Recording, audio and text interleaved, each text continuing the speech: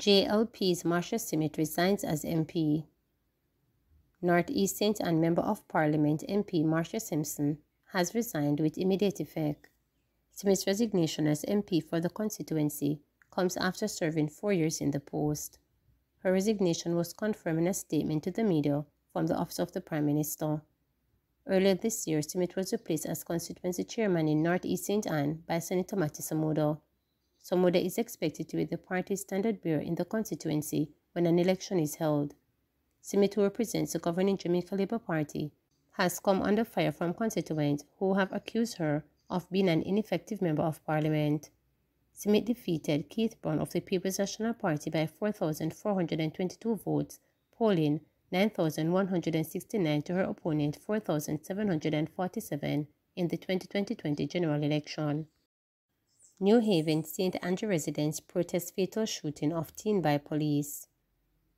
Upset residents of New Haven in St. Andrew mounted a roadblock to protest the shooting of a 17-year-old male resident by the police early the morning.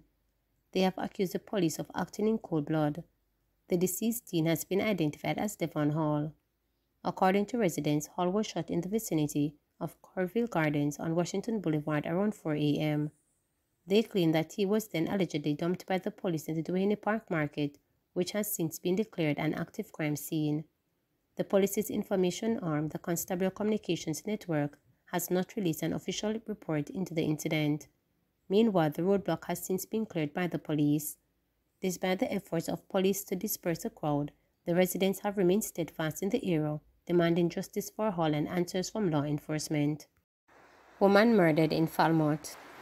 The body of a woman was found with gunshot wounds along Dirk Street in Falmouth, Trelawney. She is yet to be identified.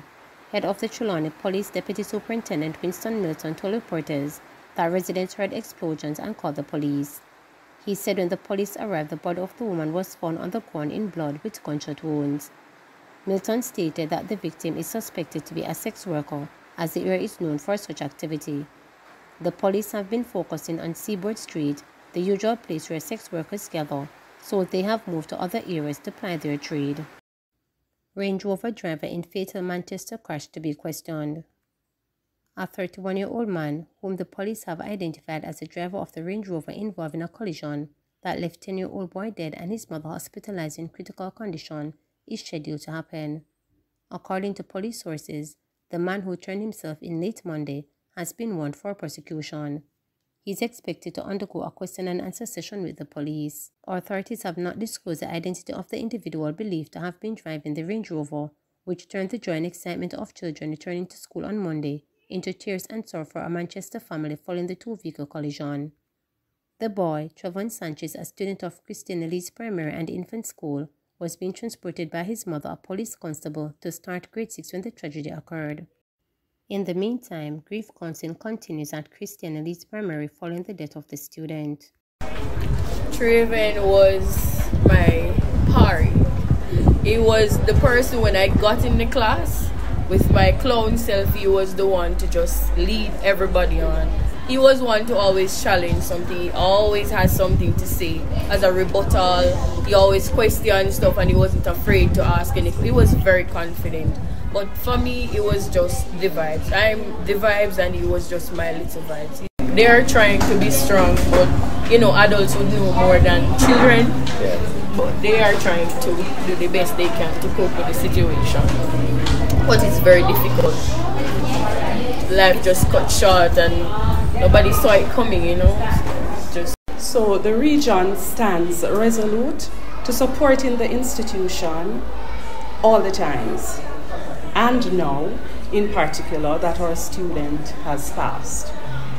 Our regional director, Mrs. Susan Nelson Smith, she was here yesterday as well with a team of us from the Ministry of Education.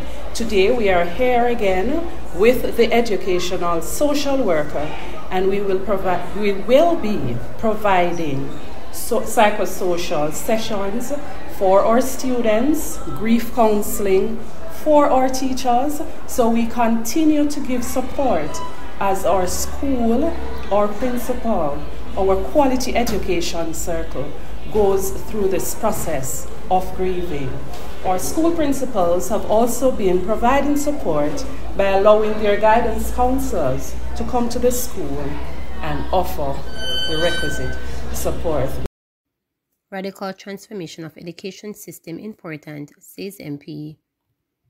Prime Minister Andrew Holness says Monday that Jamaica's education system is in need of a radical transformation, one that focuses heavily on science, engineering, and mathematics. As part of the push, Holness says there will be an investment in building 6 new science, technology, engineering, and mathematics STEM schools that will not be operated under the Education Act. A new scheme of management, Holness said, will have to be developed as it is a national priority. We must generate every year to make markets and industries the skills needed to take up the jobs that will come in the next 20 and 30 years, Holness said, as he addressed a full auditorium of students and staff at an institution in Kingston on Monday during a tour marking the start of the new academic year. The Prime Minister noted that Jamaica's future has always been and will continue to be dependent on the quality of human resources that we produce. As we approach full employment, the marginal quality of skills that are being made available to the market becomes even more important for expansion and growth. What we need to be providing to the market for the education system are students trained in science, engineering, and mathematics, Holness said, noting that Jamaica has moved from 13, 14, and 15% underemployment rate down to 5% and has further to go. He appealed to parents not to place in the minds of their children a psychological fear for technical subjects. Encourage them. It is the way of the life. If Jamaica is to move from a low-wage, low-productivity, low-growth economy into a high-wage, high-growth, and high-productivity economy, investing in science, technology, engineering, and mathematics is critical. Encourage your children in that path. It is not exclusion of their natural creativity in other areas, but it is important that they are able to negotiate the world in which they live. Essentially, parents, the world that we will inhabit will be led by our people who create technology and innovation. It is those who create the value that will have the wealth. Those who are constantly consuming it will be one step just above poverty. If you want your household and country to raise its level of production and break the cycle of poverty, then we must become the creators of technology. To become a creator of technology, your children must embrace science, technology, engineering, and mathematics, Holness continued. He said the government must also start to focus on making greater investments in improving the quality of life for students and their parents.